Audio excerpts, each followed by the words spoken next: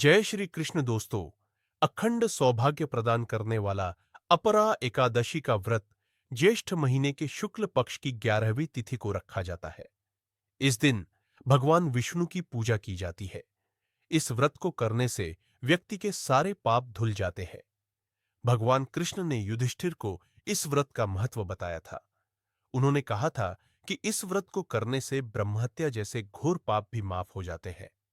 अपरा एकादशी व्रत के कई लाभ बताए गए हैं। ऐसा माना जाता है कि इस व्रत को करने से कई जन्मों के पाप नष्ट हो जाते हैं। यह भी कहा जाता है कि इस व्रत को करने से धन और समृद्धि की प्राप्ति होती है।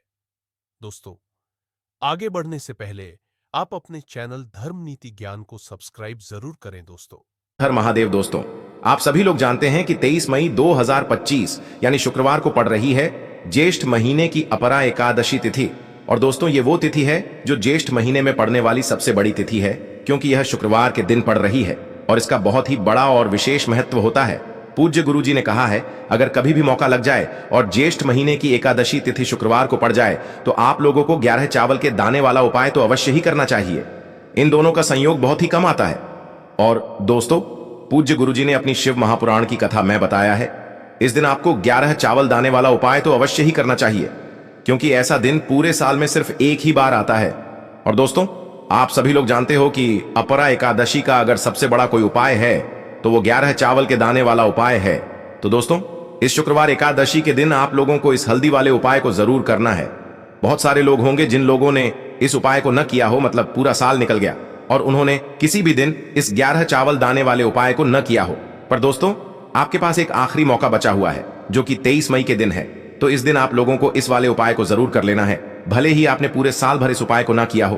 पर अगर आपने इस ज्येष्ठ महीने के शुक्रवार के दिन अगर इस वाले उपाय को कर लिया तो आपको इस उपाय को करने का वो फल मिलेगा जिसकी आपने कभी कल्पना भी नहीं करी होगी। इसीलिए आप लोग इस वाले उपाय को एक बार जरूर कर लेना, ताकि आप लोगों के हाथ से यह मौका ना जा सके और आपको इस उपाय को करने का फल मिल सके। दोस्तों, यह उपाय पंडित जी ने अपनी अभी की ही शिव महापुराण की कथा में बताया है। जिस उपाय को आज हम आपको बहुत अच्छे से समझाने वाले हैं, इस वीडियो को देखने के बाद इस उपाय को समझने के लिए आपको कोई और वीडियो को देखने की जरूरत नहीं पड़ेगी। तो चलिए दोस्तों, उपाय को शुरू करते हैं। देखिए, यह इस ज्येष्ठ महीने के अपरा एकादशी के दिन यह इतना खास होता है, इतना महत्वपूर्ण होता है।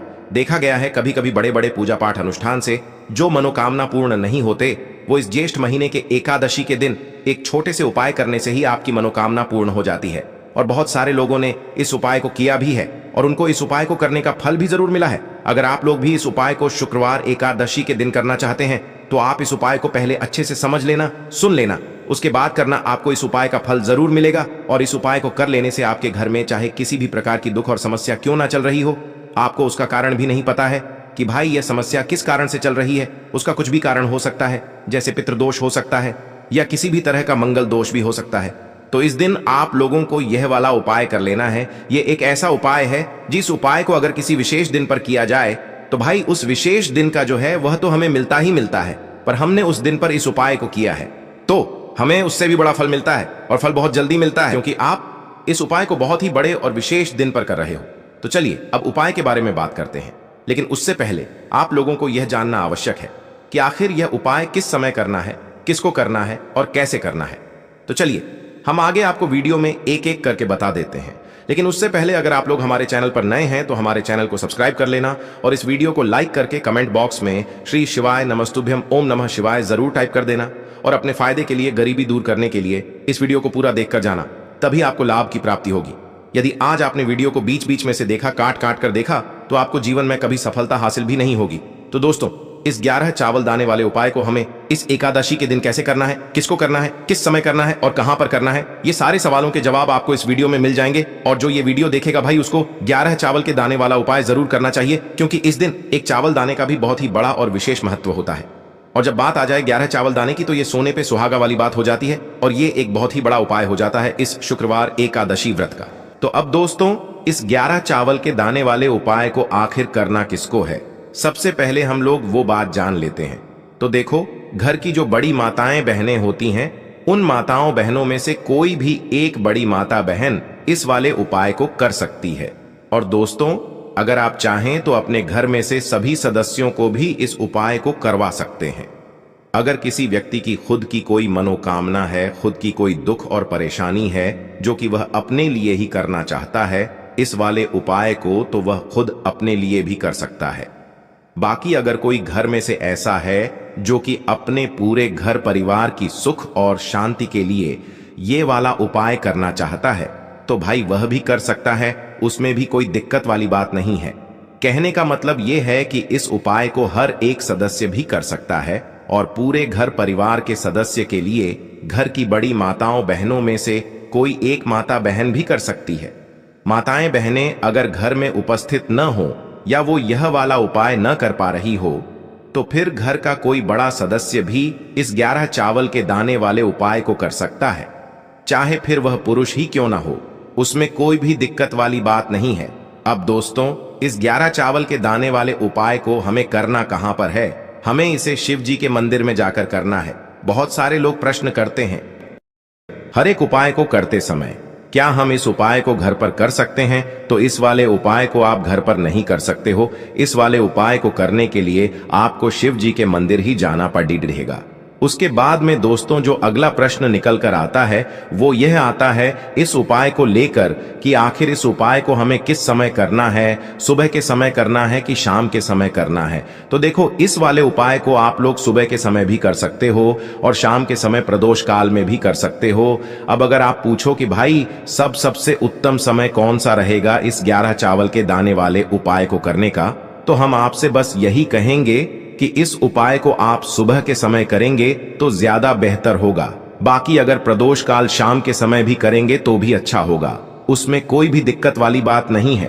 तो अब दोस्तों जो अगली सबसे बड़ी और महत्वपूर्ण बात आती है वो यह आती है कि सुबह अगर हम उपाय को करेंगे तो हमें कितने बजे से लेकर कितने बजे तक के बीच में करना है, और शाम के समय प्रदोष काल में करेंगे तो हमें कितने बजे से लेकर कितने बजे के बीच में करना है। तो देखो, सुबह जितनी जल्दी हो सके आप उपाय को करने की कोशिश करना। बाकी अगर किसी कारणवश लेट भी हो जाओ, थोड़ी देर भी हो जाए, तो 10 या 11 बजे तक भी आप उपाय कर लेना, पर 12 बजे से ज्यादा देरी न हो, ठीक है? इस बात का ध्यान रखना। उसके बाद में दोस्तों अगर शाम के समय प्रदोष काल की बात करें, प्रदोष काल का जो समय होता है वो शाम के 6 बजे से शुरू हो जाता है। मतलब शाम के 6 बजे से लेकर 7 बजे के बीच का जो समय होता है ये समय प्रदोष काल का समय होता है। पर अभी जो मौसम चल रहा है इस मौसम में जो है शाम बहुत देरी से होती है, तो आप इस उपाय को 7 या 8 बजे के बीच में भी कर सकते हो। मतलब शाम के 6 बजे से रात 8 बजे के बीच में आप कभी भी इस वाले उपाय को कर सकते हो, उसमें कोई भी दिक्कत वाली बात नहीं है। अब दोस्तों यहां पर इस उपाय को लेकर एक और सबसे बड़ी बात यह निकल कर आती है कि इस 11 चावल के दानों को हमें लेना कहां से होता है, और हमें इस उपाय को करने के साथ में क्या और कुछ भी सामग्री ऐसी होती है जो शिव जी के मंदिर लेकर जानी पड़ती है। तो देखो यहां पर हम आपको बता दें, सबसे पहले आप लोग ये जान लो कि यह जो 11 चावल के दाने वाला उपाय है, सिर्फ और सिर्फ आप उपाय की सामग्री लेकर कभी भी शिव जी के मंदिर मत जाना, क्योंकि हमें भगवान के सामने यह नहीं दर्शाना है कि अगर हम भगवान शिव जी के मंदिर आए हैं तो अपने फायदे के लिए आए हैं। तो इसलिए जो भी पूजन सामग्री है उपाय सामग्री है, 11 चावल के दाने, इसके साथ में आपको पूजन सामग्री भी जरूर लेकर जाना है। देखो अगर सुबह के समय उपाय कर रहे हो तो सीधी सी बात है, 1 लोटा जल तो आप लेकर जाओगे ही जाओगे। वही 1 लोटा जल अगर मिट्टी का जल हो तो बहुत अच्छा रहेगा। मिट्टी का जल कैसे बनाया जाता है इसके लिए हमने पहले से बहुत सारी वीडियोस बना दी है। आपके पास इस दिन एक आखिरी मौका रहेगा मिट्टी का जल शिव जी पर चढ़ाने का और उपाय को करने का। बहुत बड़ा आपको इस दिन फल मिलेगा, तो इसलिए इस दिन हो सके तो भाई मिट्टी का जल चढ़ाना, तो अपने साथ में कम से कम 1 लोटा जल तो आपको लेकर जाना ही जाना है। अगर मिट्टी का जल नहीं है तो घर का जल भी आप इस्तेमाल कर सकते हो। इसके अलावा जो भी पूजन सामग्री है, देखो 11 चावल के दाने ये अलग आपके रहेंगे और जो आपकी पूजन सामग्री रहेगी वो अलग रहेगी। पूजन सामग्री में आप जो भी चीज लेकर जाना चाहे वो लेकर जा सकते हैं, उसमें कोई भी दिक्कत वाली बात नहीं है। वहीं अगर हम बात करें शाम के समय की, तो शाम के समय शिव जी पर जल नहीं चढ़ता है, इसीलिए शाम के समय आप लोग एक दीपक तैयार कर लें। जो कि गोल बत्ती का आटे का शुद्ध देसी गाय का घी का होगा, है ना? इस बात का आप लोगों को ध्यान रखना है और इस दीपक को आपको घर से जलाकर नहीं लेकर जाना है, भगवान शिव जी के मंदिर में जाकर ही जलाना है। इस बात का भी आप लोगों को ध्यान रखना है। अब दोस्तों यहां पर हमें इस बात को समझना है कि यह 11 चावल के दाने हमें लेना कहां से है। क्या हमें दुकान से लेकर आना है या हमें अपने घर से लेना है या कहां से लेकर आना है और कौन से चावल लेना है, क्योंकि चावल भी बहुत प्रकार के होते हैं। तो देखो इन सभी सवालों के जवाब आप लोग एक बात में सुन लो कि भाई ये जो उपाय है, इस उपाय में आपको ये नहीं देखना है कि भाई कौन से चावल है कौन से चावल नहीं है। बस जो भी चावल ले रहे हो वो चावल का दाना सबूत होना चाहिए, मतलब साबुत होना चाहिए, टूटा हुआ नहीं होना चाहिए, कटा पिटा नहीं होना चाहिए। ये बात आपको ध्यान रखना है। बाकी आपका चावल बासमती हो या सादा चावल हो या कोई सा भी चावल हो, उसमें कोई भी दिक्कत वाली बात नहीं है। तो सीधी सी बात है कि आपके घर के रसोई घर में जहां पर आप भोजन बनाते हो, वहां पर जो भी चावल आपके उपस्थित हो, उन चावलों में से अपनी एक कटोरी भर लेना या एक मुट्ठी चावल अलग से निकाल कर रख लेना, क्योंकि हम 11 चावल ही यहाँ पर इस उपाय में लेने वाले हैं। तो हमें यह चावल के दाने गिनकर निकालने पर डढ़ेंगे। इस बात का आप लोगों को ध्यान रखना है। तो अपने उस चावल की कटोरी में से या चावल में से 11 ऐसे चावल के दाने आप लोग निकाल लो जो कि टूटे हुए ना हो, कटे पिटे ना हो, जिनमें कोई दाग ना लगा हुआ हो, है ना? अच्छे साबुत चावल के दाने 11 दाने आप लोग निकाल कर रख लो और इन्हें किसी भी एक कागज की पुड़िया में या किसी एक छोटी सी कटोरी में आप लोग रख लो, ताकि यह सुरक्षित रहे। आपके एक भी चावल का दाना इधर उधर ना हो और आपका उपाय भी पूरा अच्छे से हो जाए। तो भाई जैसे ही आपका उपाय की जो सामग्री है, 11 चावल के दाने ये तैयार हो जाते हैं, उसके बाद मैं आपको जो भी अपनी पूजन सामग्री है, सुबह के समय कर रहे हो तो 1 लोटा जल या पूजन सामग्री जो लेकर जाना चाहो उसकी भी तैयारी कर लेना। और शाम के समय जा रहे हो तो भाई अपना जो दीपक है उसे तैयार कर लेना, ठीक है? और उपाय को करते समय शुद्धता का विशेष रूप से ध्यान रखना, ठीक है? सुबह सुबह स्नान करने के बाद ही उपाय को करने की आप लोग तैयारी करना। उसके बाद अगर शाम के समय की बात करें तो शाम के समय आपको स्नान करने की जरूरत नहीं है, पर शुद्धता का ध्यान रखना है। आपको स्नान तो नहीं करेंगे, आप हाथ मुंह धोकर भी इस वाले उपाय को शाम के समय प्रदोष काल में कर सकते हैं। इसमें कोई दिक्कत वाली बात नहीं है। तो आप अपने उपाय की पूरी सामग्री तैयार करके आपके पास ही में जो आपका शिव मंदिर हो वहां पर पहुंच जाइए। सबसे पहले शिव मंदिर में जाकर आप लोगों को उपाय नहीं करना है, पहले भगवान के दर्शन करना है, भगवान से आशीर्वाद प्राप्त करना है, फिर शिव जी की शिवलिंग के पास में आना है। शिवलिंग के पास में आने के बाद आप जो पूजन सामग्री लेकर आए हुए हैं, जैसे कि सुबह गए हुए होंगे तो 1 लोटा जल और जो भी पूजन सामग्री लेकर आए हैं, आप उनसे भगवान शिव जी की पूजन कीजिए। सबसे पहले तो 1 लोटा जल ही चढ़ेगा, उसके बाद में आपकी पूजन सामग्री चढ़ेगी। उसके बाद में अगर दोस्तों शाम के समय अगर आप इस उपाय को कर रहे हो तो अपने साथ में कम से कम एक जो दीपक है गोल बाती का जो आप अपने साथ में लेकर गए हो, उस दीपक को मंदिर में जाकर अपनी माचिस से जलाना है और उस दीपक को शिवलिंग के पास में रखना है, ठीक है? इस दीपक को रखने के बाद ही आप लोगों को अपना ये वाला उपाय शुरू करना है।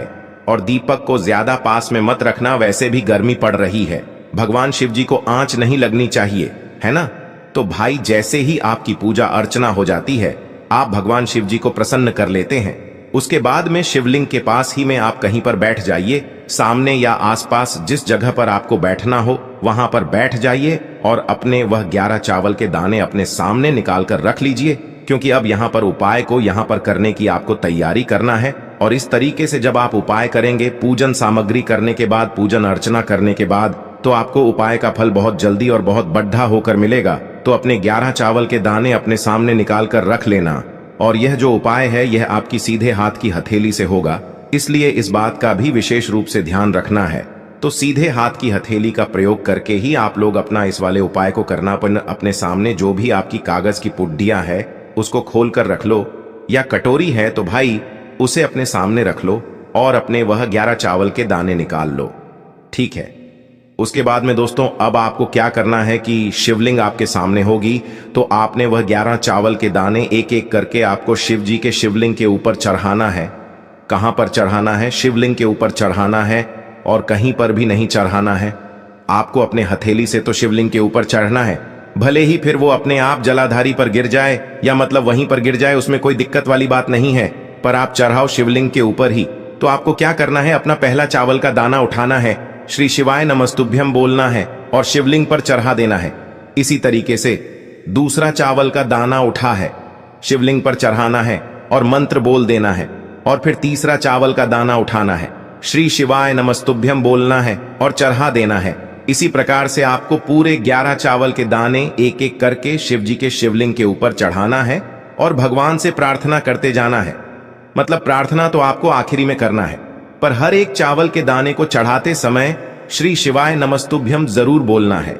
उसके बाद ही में यह चावल का दाना शिवलिंग के ऊपर आपको चढ़ाना है। जैसे ही आपके 11 चावल के दाने शिवलिंग के ऊपर चढ़ जाते हैं, तो भाई उसके बाद में आपको क्या करना है, भगवान से अपनी मनोकामना बोलना है। मनोकामना भी कब बोलना है? जब आपका 11 चावल का दाना आपके सीधे हाथ की हथेली में हो और आप उसे चढ़ाने के लिए जा रहे हो। श्री शिवाय नमस्तुभ्यम बोलकर उस आखिरी चावल के दाने को शिवलिंग के ऊपर चढ़ा देना और भगवान से फिर अपनी वह मनोकामना बोल देना, जिस मनोकामना के लिए आप लोग अपना यह वाला उपाय कर रहे हो, जिस भी दुख और परेशानी के लिए आप लोग अपना यह वाला उपाय कर रहे हो। उसके बाद में जैसे ही आप अपनी मनोकामना बोल देते हो, आपका यह वाला उपाय पूरा हो जाता है। पर दोस्तों, उपाय को करने के बाद आप लोगों को 2 मिनट भगवान शिव जी के मंत्र का जाप जरूर करना है और मंत्र का जाप करने के बाद भगवान से एक और बार प्रार्थना करना है अपनी मनोकामना के लिए या अपनी जो भी दुख और परेशानी है उसके लिए। इसके बाद में आप लोग भगवान को देखकर, भगवान से प्रार्थना करके, उनसे आशीर्वाद लेकर वहां से उठ सकते हैं और अपने घर पर जा सकते हैं। बस दोस्तों, यहां पर यह वाला उपाय पूरा हो जाता है। इस तरीके से जो भी व्यक्ति छोटी छोटी चीजों का ध्यान रखते हुए इस 11 चावल के दाने वाले उपाय को करेगा, निश्चित सी बात है उसे उसकी मनोकामना जल्द ही पूर्ण होगी और जो भी दुख और परेशानी है वो भी बहुत ही जल्दी दूर होंगे। और दोस्तों, अगर आपको हमारी ये वीडियो पसंद आई हो तो हमारे इस वीडियो